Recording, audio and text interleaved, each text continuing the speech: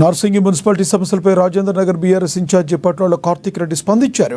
CM Revanth Reddy MLA Prakash Goud Rajendra Nagar నియోజకవర్గ ప్రజలకు తీవ్ర అన్యాయం చేస్తున్నారన్నారు.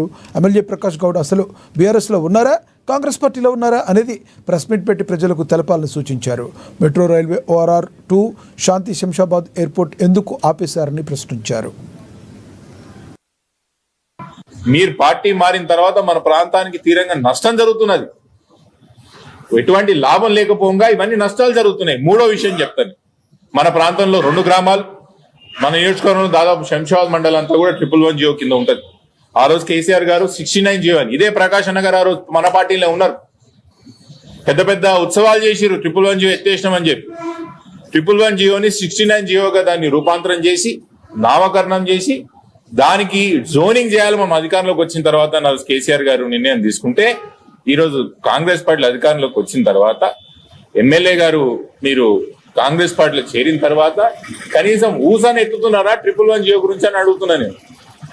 కనీసం ఊసన్న 111 జియో